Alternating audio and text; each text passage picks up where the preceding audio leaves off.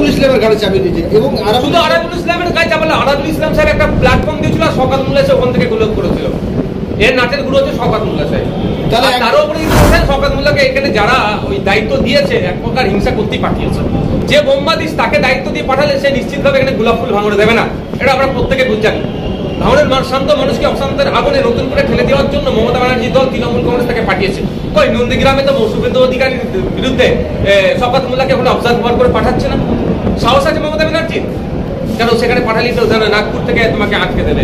এখানে নওশাদ সিদ্দিকী দলিত আদিবাসী মুসলমানদের হয়ে কথা বলছে, এটা মুসলিম ছেলে, এই যে সর্বধর্মের মানুষকে নিয়ে এগিয়ে যাওয়ার চেষ্টা হচ্ছে, ফলে এদের রাজনৈতিক কারবারিদের একটু ফাটা পড়ে যাচ্ছে, ফলে আমাকে ডিস্টার্ব করতে হবে। আপনার কথা আমি বলি, আপনি বলছেন দুজনে শওকত মোল্লা এবং আরাবুল ইসলাম সমানভাবে দোষী, তাহলে একজনকে নিম পাতার লাড্ডু আর একজনকে মিহিদানার লাড্ডু দেওয়া হচ্ছে। এখন মিহিদানার লাড্ডু দিচ্ছে শওকত সাহেবকে, দুদিন পরে দেবে ওনাকে নিম পাতার লাড্ডু দেবে। কারণ একটা ছোট্ট ঘটনা বলে দিই, কদিন আগে আপনারা দেখেছেন West Bengal STF, West Bengal পুলিশের এসটিএফ কিছু কার্তুজ উদ্ধার করেছে।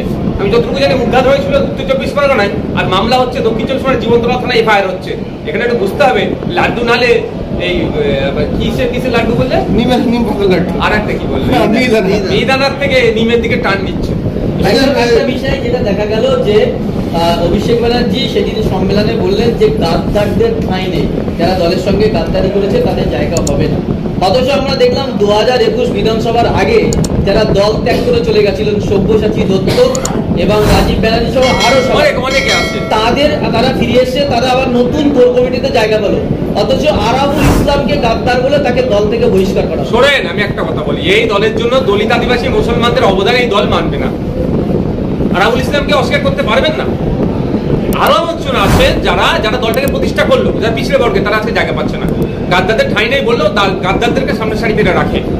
আর পঞ্চায়েত নির্বাচনের সময় কি বলেছিল? যারা নির্দল থেকে দাঁড়াবে তাদেরকে দলে ফিরাবো না। আর আমরা কি দেখলাম? নির্দল থেকে যারা জিতেছে, কাউন্সিলর থেকে পঞ্চায়েতের মেম্বার, তাদেরকে আবার দলের ঝান্ডা ধরিয়ে তৃণমূলের ঝান্ডা ধরে দলে নিচ্ছে। ওদের কথার সাথে কাজের মিল নাই। কথা বলেন, পচে গেছে। ও জায়গা তৈরি করার জন্য হিন্দু হিন্দু করছে না, হিন্দু মানছে আর মুসলমান তো মানেই না। শুভেন্দু অধিকারীকে নাম নেবেন না, নাম নেওয়া মানে বাংলা রাজনীতি কুলুষিত করছে, বাঙালির যে ঐতিহ্য সেটাকে ধ্বংস করছে। আরে ভাই, আমি আমার ভাঙনের বিধায়ক, আমাকে যে 2021-এ মাইকে স্টেজে উঠে আমার বিরুদ্ধে যিনি কথা বলেছেন, ভোট আমাকে না দিতে দেবে না বারণ করেছে, সেও যদি আমার কাছ থেকে পরিষেবা নিতে চাই, আমি বাধ্য থেকে পরিষেবা দেওয়ার জন্য, এই পরিষেবা দেওয়ার জন্য 1,21,000 টাকা দিচ্ছে, শুভেন্দুবাবুও পাচ্ছে। তাহলে প্রত্যেকটা জাত ধর্ম বর্ণ নির্বিশেষে তার নির্বাচনী ক্ষেত্রে মানুষকে তাকে পরিষেবা দিতে হবে। আর সর্বোপরি তার যে ডেজিগনেশন আছে, শুধু এমএলএ নয়, leader of opposition equivalent to cabinet minister. সারা রাজ্যের যত বিরোধীদের কণ্ঠ হয়ে তিনি বিধানসভায় উত্থাপন করবেন। ওনাকে এইটা আমরা আশা করিনি। ওনাকে আমি সত্যি একটা সময় বলেছিলাম যে উনি বিরোধী দলনেতা হিসেবে ভালো, তখন বলেছিলাম যখন আনিস খানের হয়ে কথা গলা ফাটিয়েছিল, যখন বীরভূমে বকটুয়ের হয়ে তিনি কথা গলা ফাটিয়েছিল, আমি একটা আশার আলো দেখছিলাম যে অনেকদিন পরে পশ্চিমবাংলায় একটা এমন লিডার অফ অপোজিশন পেয়েছি যে বিভিন্ন ইস্যুতে তিনি আওয়াজ তুলছেন। দুর্ভাগ্যের বিষয়, দিনের শেষে দেখছি সেই সব রসুনের পেছনে এক জায়গায় এসে বেঁধে যাচ্ছে। কাল থেকে রোজা, ফলের দাম বৃদ্ধি হতে পারে কি? 10 তারিখে আবার বিধানসভা হবে, 10 তারিখে চিৎকার করবো বিধানসভার মধ্যে দাঁড়িয়ে, কারণ ভাঙড়ের হেভি সংখ্যক মানুষ আমাকে ভোট দিয়ে পাঠিয়েছে এই অন্যায়ের বিরুদ্ধে বলার জন্য। অলরেডি এর আগে বলে দিয়েছি, সম্ভবত গত এই মাসেরই 18-19 তারিখে একবার বলেছি, যদি দাম কন্ট্রোল না থাকে আবার বলবো। এটা কোনোভাবেই মেনে নেওয়া যায় না।